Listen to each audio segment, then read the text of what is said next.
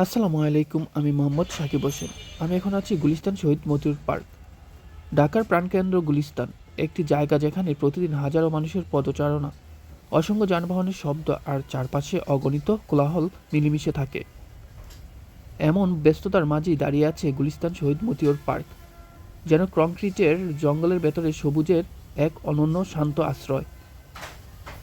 এই পার্কের নামকরণ করা হয়েছে মুক্তিযুদ্ধের শহীদ মতিউর রহমানের নামে। নামটি আমাদের মুক্তির ইতিহাসের সাথে চিরদিন জড়িয়ে আছে।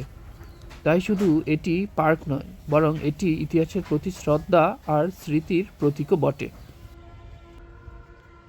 পার্কে ঢুকতে হলে একটি সামান্য টিকিট কিনতে হয়, জনপ্রতি মাত্র 10 টাকা। নগরবাসীর জন্য এটি খুবই সহজলভ্য, আর এই টিকিট মূল্য দিয়েই পার্কের পরিচ্ছন্নতা ও রক্ষণাবেক্ষণ করা হয়। ভেতরে ঢুকলেই প্রথমে চোখে পড়ে উঁচু উঁচু নিচু সবুজ ঘাস, বড় বড় পুরনো গাছ আর চারপাশে বসার জায়গা। সকালবেলা এখানে দেখা যায় হাঁটাহাঁটি করা মানুষজনকে। কেউ শরীরচর্চা করেন, কেউ বা একটু ভোরের শান্ত বাতাসে নিঃশ্বাস নেন। আবার বিকেলে আসেন কর্মজীবী মানুষরা, সারাদিনের ব্যস্ততা শেষে কিছুক্ষণ বিশ্রামের আশায়।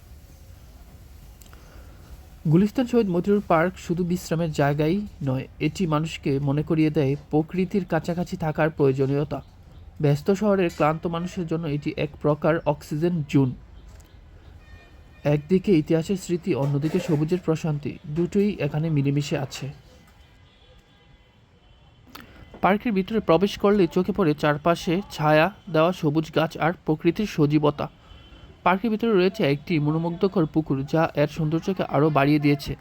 সবুজ গাছপালা আর পুকুর মিলিয়ে এই পার্ক নগর জীবনের ভিড়ের মাঝে এনে দেয় প্রশান্তির এক ভিন্ন স্বাদ।